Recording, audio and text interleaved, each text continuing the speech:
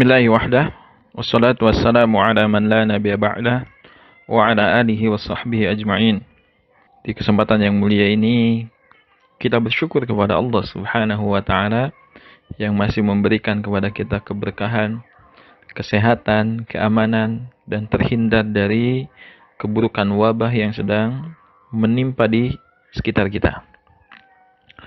Insyaallah hari ini kita akan membahas satu permasalahan berkaitan dengan ketaatan kita kepada ulil amri. Hal ini sangat penting bagi setiap kita yang aktif dalam dunia dakwah, bahwa setiap dakwah yang kita lakukan maka haruslah terstruktur dengan struktur yang rapih. Karena sebuah kebaikan yang tidak terstruktur itu akan sangat mudah dikalahkan oleh keburukan yang terstruktur. Oleh karena itu, ketika kita ingin membangun dakwah ini, ingin membangkitkan kejayaan umat ini, maka tidak mungkin kita bisa meraihnya kecuali dengan membuat rencana-rencana strategis dengan terstruktur.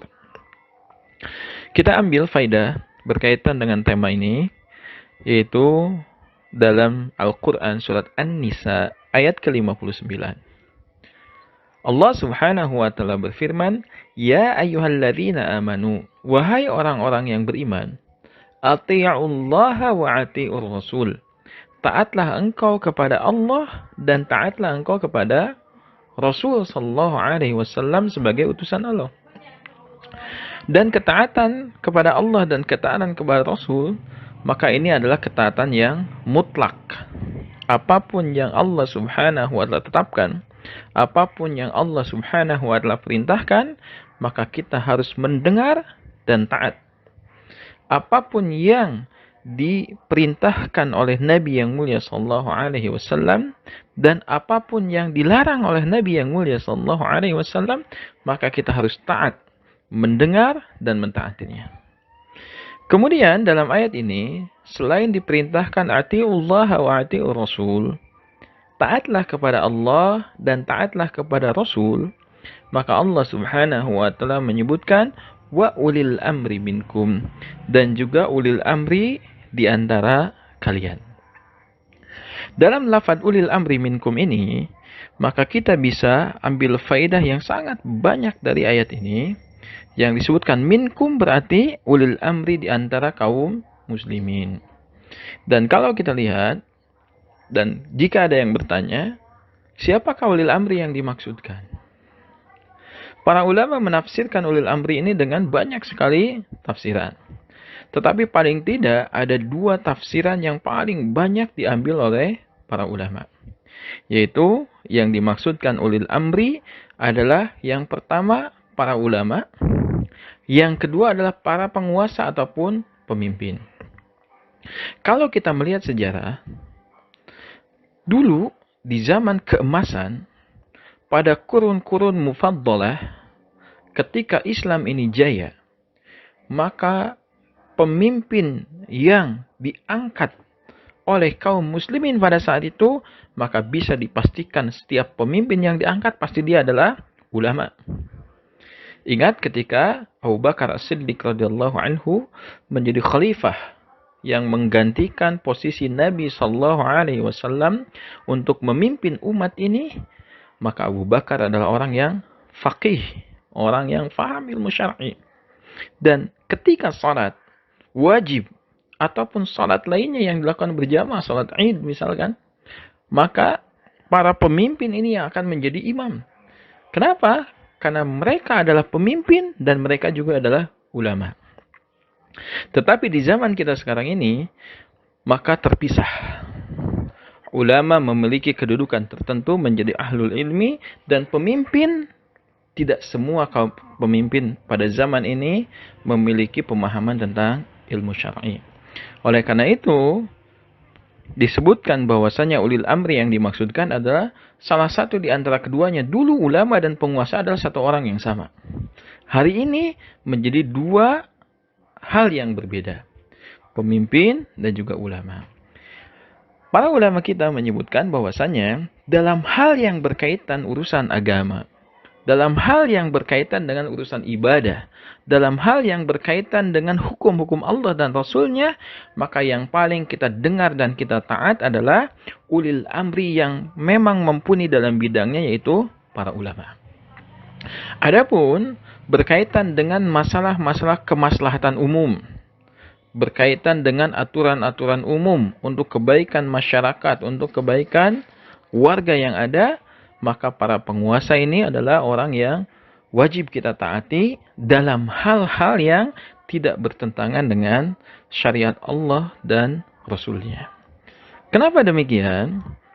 Karena Nabi yang mulia sallallahu alaihi wasallam menyebutkan dalam hadis yang sahih diriwayatkan Imam Al-Bukhari, beliau bersabda, as-sam'u wa ta'atu haqqun. Patuh dan taat kepada pemimpin adalah sesuatu yang hak. Sesuatu yang dalam keadaan yang benar. Taat dan mendengar dalam hal-hal yang dibenarkan secara syariat. Malam yu'mar bil ma'siyah. Selama pemimpin tersebut tidak memerintahkan kepada hal-hal yang berkaitan dengan kemaksiatan. Faida umiro bima'siyatin. Ketika pemimpin tersebut, penguasa tersebut memerintahkan dalam hal-hal yang berkaitan dengan maksiat kepada Allah ataupun bermaksiat kepada makhluk, ada kezaliman yang terjadi, maka fala sam'a wala ta'ata. Maka tidak ada ketaatan dan tidak ada kepatuhan terhadap perintah tersebut. Maka ketaatan kepada ulil amri tersebut dibatasi.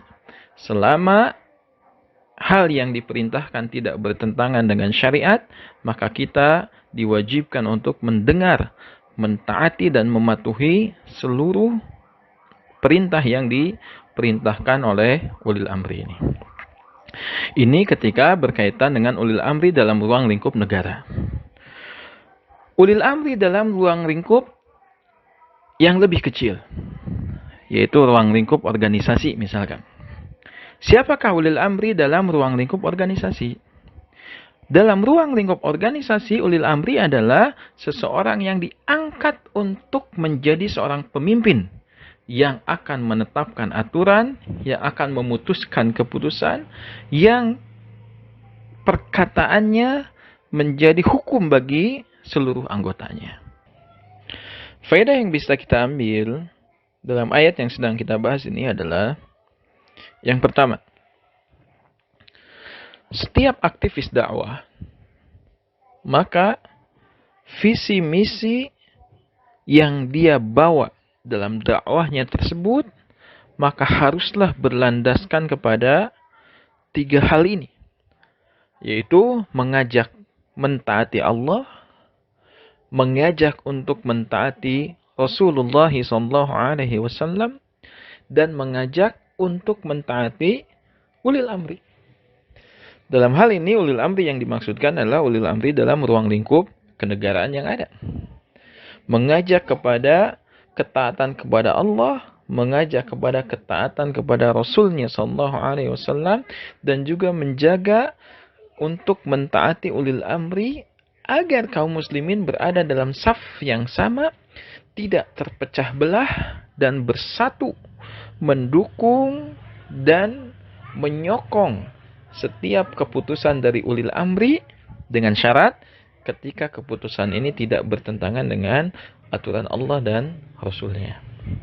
Contoh yang paling mudah di zaman kita sekarang ini adalah ketika dalam kondisi wabah hari ini, maka ketaatan seseorang kepada Allah dan Rasulnya juga ketaatan kepada ulil amri, maka ini betul-betul diuji.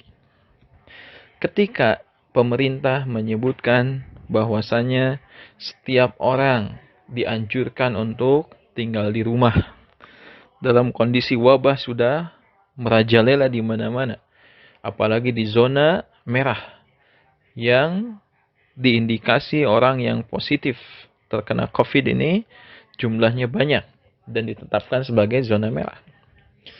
Kemudian di zona-zona yang lainnya pun ada ketetapan dan aturan yang ada.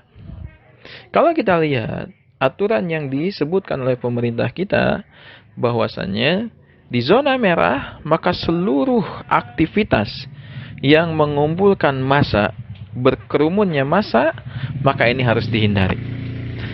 Baik dalam hal duniawi, seperti pasar, mall, dan lain sebagainya, ataupun dalam hal-hal yang lainnya. Termasuk di dalamnya adalah anjuran untuk melaksanakan sholat di rumah, beribadah di rumah, karena COVID-19 ini bisa tersebar disebabkan karena salah satu sebabnya adalah ruang yang kecil dihuni oleh banyak orang.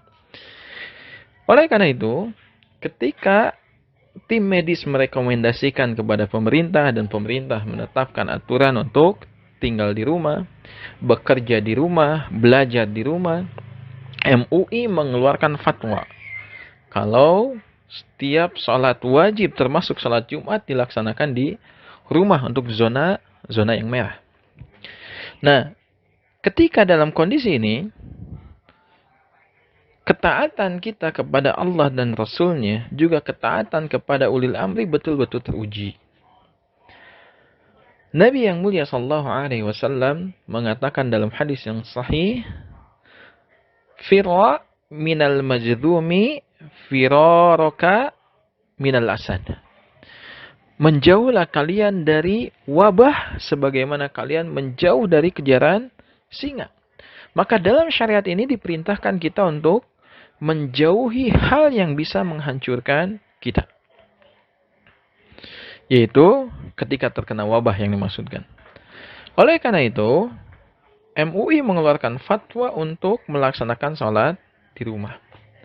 Pertanyaannya, berapa banyak di antara kaum muslimin yang mentaati aturan yang ditetapkan oleh pemerintah, ditetapkan oleh ulama, dalam hal ini Majelis Ulama Indonesia,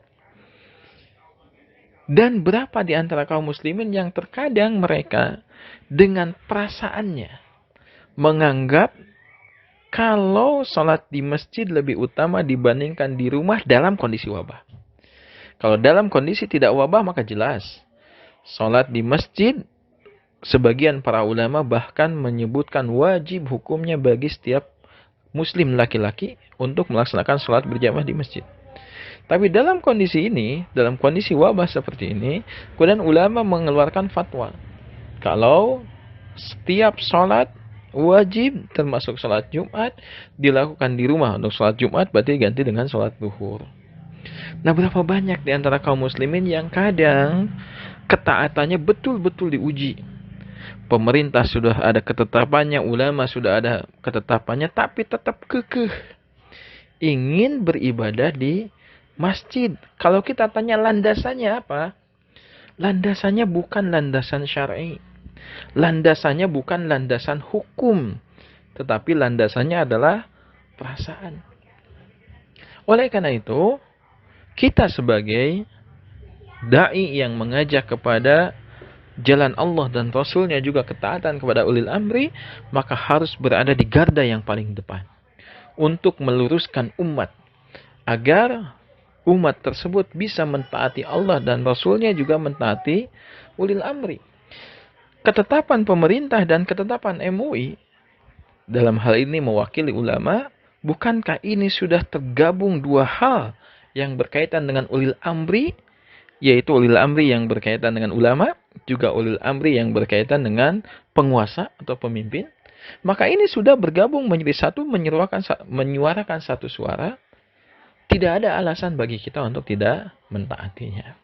Ini adalah sebagian contoh saja berkaitan dengan betapa pentingnya mentaati Allah dan Rasul-Nya, juga mentaati ulil amri dalam perkara-perkara yang tidak menyelisihi syariat. Begitu pula dalam pergerakan dakwah kita, maka dakwah yang terstruktur adalah dakwah yang mengikuti anjuran yang disampaikan oleh pemimpinnya untuk menuju satu visi dan misi yang sudah ditetapkan, maka setiap orang harus mengikuti ketetapan tersebut. Jika ada ketetapan yang tidak tepat yang ditetapkan oleh pemimpin, maka yang kita lakukan adalah berikan nasihat, berikan masukan, dan berikan arahan. Mana hal yang lebih baik dibandingkan apa yang sudah diputuskan tersebut, tentu saja dengan cara yang baik. Adanya musyawarah, adanya komunikasi, dan lain sebagainya. Maka ini adalah salah satu di antara cara kita dalam melakukan dakwah secara terstruktur. Tidak dipungkiri, dakwah yang terstruktur akan lebih bisa menghasilkan kebaikan lebih banyak dibandingkan dakwah yang tidak terstruktur.